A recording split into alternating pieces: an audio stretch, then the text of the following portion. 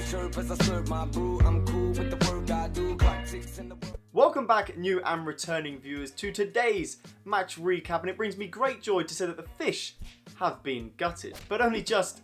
As we all know, the Timbers narrowly beat the Seattle Sounders at a boiling Providence Park on Sunday, so it's time to do a match recap. So the Timbers headed into this one off the back of a 3-game win streak, whilst the Sounders' form this season has somewhat yo-yoed. Nonetheless, this game was the first time the two sides had met this year, but the 100th overall since the first way back in 1975. So the formation for the Timbers, and Gio opted to stick with his favoured 4-3-2-1 formation, the exact same one that managed to grind the 1-0 away win at San Jose last Sunday. Now it's time to get stuck into the thrilling match highlights, if there were any.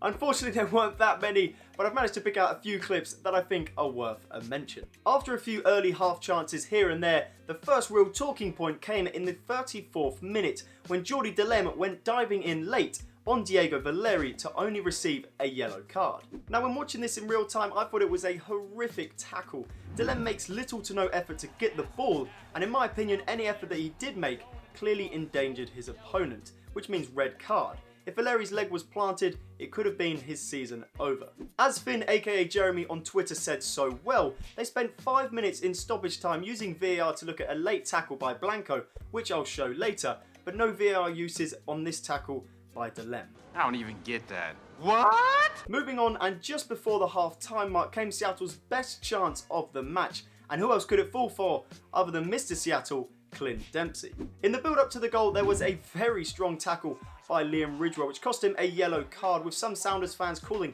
for more than just a yellow, but the ref waved advantage and the Sounders went on. They got the ball to the left-hand side and a shot towards goal found Dempsey, whose toe poke just went wide. So on to the second half, and again solid chances were hard to come by throughout, but a big one did fall to Valeri on the 54th minute after some nice link-up play with Addy found him on the edge of the 6-yard box with an open goal, but across came Svensson for Seattle with the block/tackle of the month to deny the Timbers the 1-0 lead. Going into the latter stages of the game, the Timbers looked more and more threatening as it went on, and with the 128th sellout at Providence Park and a Timbers army in full voice behind them, it was time for someone to step up and get the winner. Hello, Sebastian Blanco. The move began with Marbiala at the back, punching a pass to Armenteros, who used some great strength to shrug off the Sounders midfielder and create a yard of space. With that, he threaded the ball through to Blanco, who beautifully chipped over the oncoming Stefan Fry. No questions about the Argentines finishing, but the celebration, probably one of the weirdest I've ever seen. However, that wasn't the last bit of action for Blanco. As I mentioned earlier, he was involved in a late tackle late on in the game that saw the referee go to VAR to then only stick with his original decision, which was a yellow card. On first seeing, I thought the yellow was the right call, but once I saw the different camera angles, I started asking myself, was Blanco endangering his opponent like Delem on Valeri? Simply put, for me, yes he was. You could just say he was going for a block/tackle and mistimed it, but look how he follows through on the planted foot of the Sounders player. It really could have been a broken ankle, but either way, ridiculous how this was VAR'd and not Delem's. That was the last action of the game, and after 100 minutes played, the Timbers came away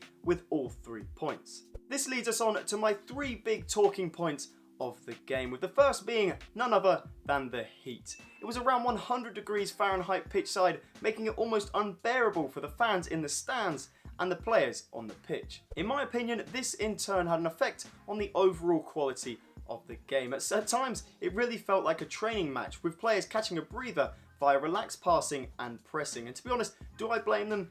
Not at all. Many are blaming the MLS and their schedule for the timing of this game, putting it on in the heat of the afternoon rather than the cool temperatures in the evening just for TV coverage. Me personally, I cannot really complain, as I'd much prefer watch a game at 9 PM rather than 3 AM, but I do really understand the complaints, especially if it is affecting the quality of the games and a game of this sort of magnitude. My second key point is shutouts, or clean sheets as they're commonly called over here. This is the 3rd consecutive shutout win for the Timbers, with the last 2 both being 1-0s. This run of good defensive performances has materialised after the shift in the defensive spine with the reintroduction of goalkeeper Jeff Attinella and centre-back Liam Ridgewell. As I've always thought with Jeff, he provides good, consistent performances whilst keeping the defence in front of him calm and organised. As for Ridgewell, since his comeback from being dropped, which I agreed with, he looks like a player reborn, so well done to him and I hope he can keep it up.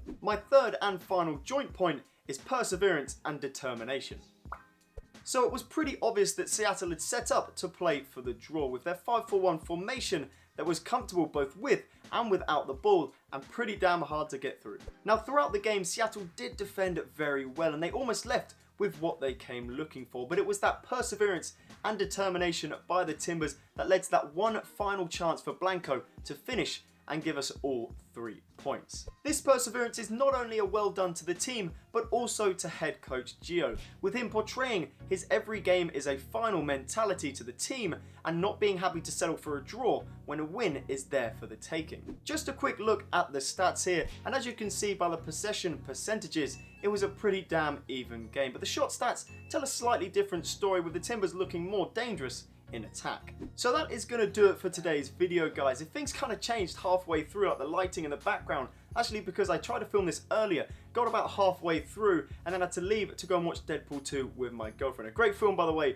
If you like the first one, you're going to love the second one. It's now 11:06 and I'm just wrapping up filming, but as always, I hope you guys have enjoyed. If you did, could you be so kind to leave a like and let me know in the comments below, or maybe even both. But either way, thank you guys for watching ever so much and have a wonderful rest of your day. I will see you in the next one.